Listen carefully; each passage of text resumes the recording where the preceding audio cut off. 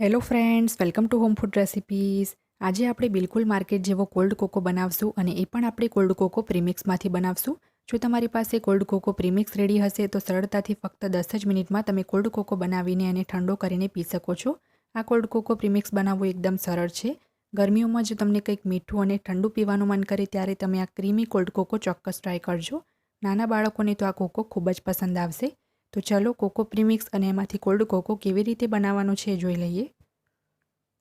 સૌથી પહેલાં એક નાના મિક્સર જારમાં આપણે અડધો કપ ખાંડ ઉમેરી દઈશું. ગ્રામમાં આ 110 ગ્રામ જેટલી ખાંડ છે. હવે આપણે અડધા કપનું અડધું એટલે કે 1/4 કપ આમાં કોકો પાવડર ઉમેરીશું. તમે જો કોઈ વાટકી ખાંડ લઈ રહ્યા હોય તો એ જ વાટકીની અડધી વાટકી તમારે કોકો પાવડર ઉમેરવાનો છે. અહીંયા મેં હર્શીસનો કોકો પાવડર લીધો છે. જ્યારે પણ તમે કોકો બનાવો ત્યારે કોકો પાવડર સારી ક્વોલિટીનો જ યુઝ કરો, એનાથી કોકોનો ટેસ્ટ ખૂબ જ સરસ આવશે. હવે આપણે એની અંદર 2 મોટી ચમચી એટલે કે 2 ટેબલ સ્પૂન કોર્નફ્લોર ઉમેરી દઈશું. તો સરસ રીતે આપણે લેવલ કરીને જ કોર્નફ્લોર ઉમેરવાનો છે. હવે આમાં 1 મોટી ચમચી આપણે કસ્ટર્ડ પાવડર ઉમેરીશું. આ કસ્ટર્ડ પાવડર મેં હોમમેડ બનાવ્યો છે અને એની રેસીપી પણ હું શેર કરી ચૂકી છું. વિડીયોની નીચે ડિસ્ક્રિપ્શન બોક્સમાં એની હું લિંક આપી દઈશ જેથી તમે જોઈ શકો. તો આને પણ આપણે લેવલ કરીને જ લઈશું. હવે આપણે બધું સરસ રીતે પીસી લેવાનું છે. અહીંયા મેં બધું જ સરસ રીતે પીસી લીધું છે અને આ આપણું કોકો પ્રીમિક્સ બનીને તૈયાર છે. બિલકુલ જેવું માર્કેટમાં રેડીમેડ પેકેટમાં મળે એવું જ આપણું કોકો પ્રીમિક્સ તૈયાર થયું છે. એકદમ આપણે એનો પાવડર કરી લેવાનો છે. હવે આપણે એને એક બાઉલમાં કાઢી લઈશું. આ પ્રીમિક્સને તમે એરટાઇટ કાચની જારમાં ભરીને પૂરા 6 થી 8 મહિના સુધી બહાર જ રાખી શકો છો. એ બિલકુલ પણ ખરાબ નહીં થાય. ફ્રીજમાં રાખવા માંગો તો ફ્રીજમાં પણ રાખી શકો છો. હવે આપણે 4 મોટી ચમચી એટલે કે 4 ટેબલ સ્પૂન ભરીને આ જે કોકો પ્રીમિક્સ છે એને આ કપમાં કાઢી લઈશું. તો એને સરસ રીતે લેવલ કરીને જ એડ કરીશું. 4 મોટી ચમચી પ્રીમિક્સ જે છે એ 1/4 કપ થઈ જશે, પણ તમને ખબર પડી શકે એ માટે હું તમારી સામે જ એને લેવલ કરીને લઉં છું. અને આ જે આપણે કોકો પ્રીમિક્સ કાઢી રહ્યા છે એ 500 ml દૂધ એટલે કે અડધા લીટર દૂધ માટે આપણે યુઝ કરવાનું છે. તો અહીંયા તમે જોઈ શકો છો કે total 4 tablespoon cocoa premix 1/4 cup થઈ ગયું છે. હવે જે બાકીનું કોકો પ્રીમિક્સ છે એને તમારે કાચની જારમાં ભરી લેવાનું છે. જ્યારે પણ તમને કોકો પીવાનું મન કરે તો તરત જ 1/4 કપ પ્રીમિક્સમાં આપીને અડધો લીટર દૂધ લઈને તમે એને બનાવી શકો છો. તો આના પર લીડ લગાવી દઈશું અને હવે આને બહાર કાં તો ફ્રીજમાં તમારે સ્ટોર કરી લેવાનું છે. તો આમાંથી આપણે કોકો બનાવીને પણ જોઈ લઈએ. ગેસ ઉપર મેં એક સોસપેન ગરમ કરવા મૂકી દીધું છે. એની અંદર આપણે 500 ml દૂધ ઉમેરીશું. આ 250 ml વાળો મારો 1 કપ છે, એવા આપણે 2 કપ દૂધ ઉમેરવાના છે.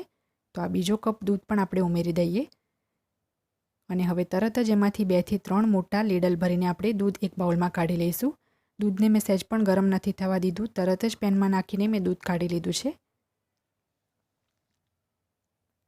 હવે આ દૂધની અંદર આપણે જે કોકો પ્રીમિક્સ કાઢ્યું હતું 1/4 કપ એ એડ કરીને સરસ રીતે મિક્સ કરી લઈશું અને એકદમ એની સ્મૂધ આપણે પેસ્ટ બનાવી લેવાની છે.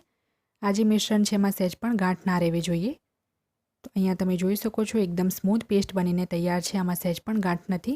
જો તમે ડાયરેક્ટ આ પ્રીમિક્સ દૂધમાં એડ કરશો તો તમારો કોકો બિલકુલ પણ સારો નહીં બને. હવે આપણું દૂધ પણ ગરમ થઈ ગયું છે, એમાં એક ઉભરો પણ આવી ગયો છે. તો જે પેસ્ટ આપણે હમણાં બનાવી એને એક તરફ આપણે દૂધમાં એડ કરતા જઈશું અને બીજી બાજુ આપણે એને ચમચાથી મિક્સ કરતા રહેવાનું છે. અને એ પછી આપણે એને 8 થી 10 મિનિટ માટે મીડિયમ ફ્લેમ પર કૂક કરીશું. તો શરૂઆતમાં આપણે એને 1 મિનિટ માટે સતત હલાવતા રહીશું જેથી કશું પણ નીચે બેસી ના જાય. તો 8 મિનિટ માટે આને મેં મીડિયમ ફ્લેમ પર કૂક કર્યો છે. વચ્ચે વચ્ચે એને હલાવતા રહેવાનું છે. તો હવે હું તમને આ કોકોની કન્સિસ્ટન્સી પણ બતાવું છું. આ રીતની એની કન્સિસ્ટન્સી આવી જાય ત્યાં સુધી આપણે એને કૂક કરવાનું છે. હવે આપણે એની અંદર 1.5 મોટી ચમચી જેટલું એટલે કે ગ્રામમાં 25 ગ્રામ જેટલી ડાર્ક ચોકલેટ ઉમેરીશું. ડાર્ક ચોકલેટ એડ કરવાથી કોકોનો ટેસ્ટ અને કલર બંને સરસ આવશે. સરસ રીતે મિક્સ કરી લઈશું અને ગેસની ફ્લેમ બંધ કરી દઈશું. પેન આપણું ગરમ જ છે તો સતત હલાવતા રહીશું તો ડાર્ક ચોકલેટ સરસ મિક્સ થઈ જશે. અને ડાર્ક ચોકલેટ એડ કરવાના લીધે થોડીક આપણે એક્સ્ટ્રા આની અંદર ખાંડ પણ એડ કરવી પડશે, કારણ કે મેં કોકો ચાખ્યો છે તો થોડીક મને ખાંડ ઓછી લાગે છે અને ડાર્ક ચોકલેટનો ટેસ્ટ એમ પણ થોડો બીટર હોય છે. તો મેં 2 મોટી ચમચી જેટલી દળેલી ખાંડ એડ કરી છે. હવે આપણે આને વધારે કૂક કરવાની જરૂર નથી. આને ટોટલી રૂમ ટેમ્પરેચર પર આવવા દઈશું. એ પછી 3 થી 4 કલાક ફ્રીજમાં મૂકીને ઠંડુ કરી લેવાનું છે. ટોટલ 3 કલાક ઠંડુ કર્યા પછી તમે જોઈ શકો છો કે આપણો કોકો હવે પહેલેથી ગાઢો પણ થઈ ગયો છે. તો હવે આપણે આને એક મિક્સર જારમાં નાખીને ફક્ત 10 થી 20 જ સેકન્ડ માટે એને બ્લેન્ડ કરી લઈશું. બસ એનું જે ટેક્સચર છે એ સ્મૂધ આવી જવું જોઈએ, વધારે એને બ્લેન્ડ નહીં કરીએ. તમે ચાહો તો હેન્ડ બ્લેન્ડરની મદદથી પણ એને 10 સેકન્ડ માટે બ્લેન્ડ કરી શકો છો. અહીંયા મેં કોકોને બ્લેન્ડ કરી લીધો છે. હવે આપણે આને કાચના ગ્લાસમાં સર્વ કરી લઈએ. તો તમે એનું ટેક્સચર જોઈ શકો છો, કેટલું ક્રીમી અને સ્મૂથ છે. ટેસ્ટમાં પણ એ ખૂબ જ સરસ લાગે છે. તો એકવાર તમે આ રીતે પ્રીમિક્સ બનાવીને એને ચોક્કસ ટ્રાય કરજો.